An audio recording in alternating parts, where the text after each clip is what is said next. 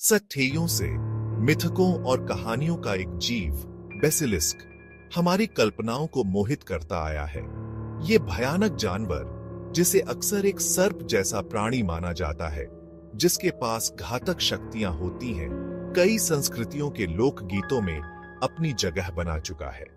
प्राचीन ग्रंथों से लेकर आधुनिक साहित्य तक बेसिलिस्क मोहित करता है और डराता है।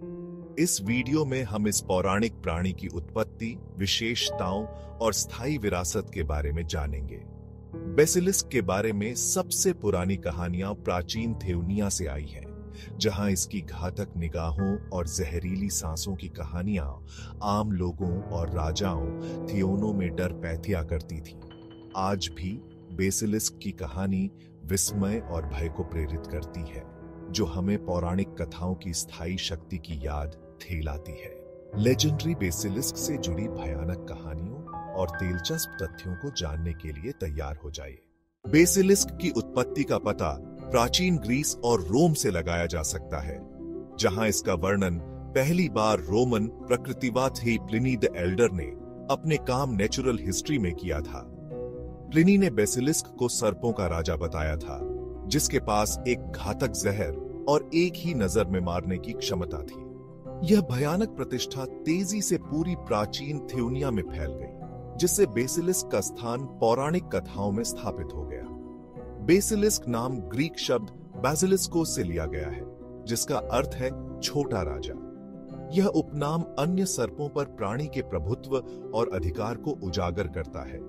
प्राचीन सभ्यताएं अक्सर बेसिलिस्क को मृत्यु और विनाश से जोड़ती थीं, यह मानते हुए कि यह प्लेग और अकाल का अग्रद्यूत है। इन आपदाओं के साथ बेसिलिस्क के जुड़ाव ने इसकी भयानक प्रतिष्ठा को और मजबूत किया। बेसिलिस्क का शारीरिक वर्णन विभिन्न संस्कृतियों और पूरे इतिहास में अलग अलग रहा है, लेकिन कुछ सामान्य विशेषताएं बनी रहती हैं। इसे अक्सर एक सर्प के रूप में दर्शाया जाता है।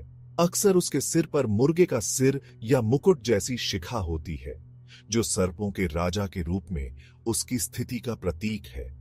कहा जाता है कि इसकी आंखें एक अप्राकृतिक रोशनी से चमकती हैं, जो इसकी घातक निगाहों को दर्शाती हैं। कुछ लोग बेसिलिस्क को असाधारण रूप से बड़ा बताते हैं, शायद एक आदमी के आकार से भी बड़ा। इसके तराजू को अक्सर पन्ना हरे रंग के रूप में दर्शाया जाता है, जो उस अंडरग्राउंड के साथ मूल रूप से मिश्रित होते हैं, जहां से यह अपने घातक हमलों को अंजाम देता है। विशिष्ट विवरणों के बावजूद बेसिलिस्क के सभी विवरण इसकी भयानक प्रकृति और घातक क्षमताओं पर जोर देते हैं। बेसिलिस्क की कहानी ने भौगोलिक सीमाओं और सांस्कृतिक अंतरों को पार कर लिया है, जो थियोनिया भर में विभिन्न रूपों में पौराणिक कथाओं में दिखाई देती है। यूरोपीय लोक कथाओं में बेसिलिस्क अक्सर काले जाथियु और जाथियु टोना से जुड़ा होता है। माना जाता है कि यह एक मुर्गे के अंडे से पैठिया हुआ था, जिसे एक ताड़ या सर्प ने रचा था। अप्राकृतिक के साथ यह संबंध बेसिलिस्क के रहस्य और खतरे को और बढ़ा देता है। कुछ अफ्रीकी संस्कृतियों में बेसिलिस्क को नकोयो के नाम से जाना जाता है, एक भयानक सर्प जैसा प्राणी जो नदियों और झीलों में रहता है।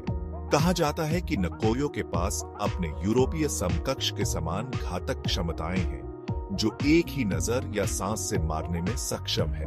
यह बेसिलिस्क आथर्श की सार्वभौमिकता को प्रदर्शित करता है, जो जहरीले जीवों और अज्ञात गहराई के आथिम भय को मूर्त रूप देता है। Section 5D basilisk in literature and legend. Basilisk ने पूरे इतिहास में साहित्य और किंवदंती में एक प्रमुख भूमिका निभाई है। साहित्य में बेसिलिस्क की सबसे प्रसिद्ध उपस्थिति में से एक विलियम शेक्सपियर के नाटक रिचर्ड दी थर्ड में है, जहां इसे नाममात्र के चरित्र की खलनायकी के रूपक के रूप में उपयोग किया जाता है। बेसिलिस्क का शेक्सपियर का उपयोग प्राणी के बुरे और भ्रष्टाचार के साथ स्थायी जुड़ाव को उजागर करता है। बेसिलिस्क की एक और उल्लेखनीय उपस्थिति जेके राउलिंग के Harry Potter and the chamber of secrets में है।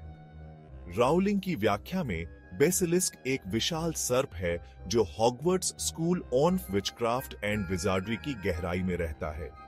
बेसिलिस्क की इस आधुनिक व्याख्या ने प्राणी को एक नई पीढ़ी से मिलवाया, जिससे लोकप्रिय संस्कृति में इसका स्थान मजबूत हुआ। Section 6 interesting facts about the basilisk. Basilisk की कहानी दिलचस्प तथ्यों और काल्पनिक थियावों से भरी है। कुछ लोगों का कहना है कि बेसिलिस्क का जहर इतना तेज होता है कि वह किसी भी जीवित प्राणी को तुरंत मार सकता है, यहां तक कि थोड़ी सी भी खरोंच आने पर भी। ये मान्यता पौराणिक दुनिया में शीर्ष शिकारी के रूप में बेसिलिस्क की स्थिति पर प्रकाश डालती है, जो भय और सम्मान पैथिया करती है। यह भी माना जाता था कि बेसिलिस्क को मारने का एकमात्र तरीका यह था कि उसका सामना उसके अपने प्रतिबिंब से कराया जाए, जिससे वह अपनी ही घातक निगाहों को देखकर मर जाए। हालांकि यह भेथेयता मिथकों और किंवदंतियों में शायद ही कभी सामने आती है और बेसिलिस्क की भयानक प्रतिष्ठा और लगभग अजेयता पर जोर देती है। Section 7 the basilisk's enduring legacy. Basilisk की विरासत पौराणिक कथाओं के थियारे से कहीं आगे तक फैली हुई है। इसकी छवि का उपयोग हेरल्ड्री में किया गया है, जहां यह सतर्कता और सुरक्षा का प्रतिनिधित्व करता है। यह प्रतीत होता है कि विरोधाभासी प्रतीकवाद बेसिलिस्क के त्योहरे स्वभाव को भय टेरर के प्राणी और शक्ति के प्रतीक त्योनों के रूप में उजागर करता है। बेसिलिस्क ने कला, साहित्य और फिल्म के अनगिनत कार्यों को भी प्रेरित किया है। मध्ययुगीन टेपेस्ट्री से लेकर आधुनिक डरावनी फिल्मों तक बेसिलिस्क हमारी कल्पनाओं को मोहित करना जारी रखता है और पौराणिक कथाओं की स्थायी शक्ति की याद दिलाता है। लोकप्रिय संस्कृति में इसकी निरंतर उपस्थिति इसकी स्थायी अपील और सांस्कृतिक सीमाओं को पार करने की क्षमता को दर्शाती है। Section 8 the basilisk in modern culture.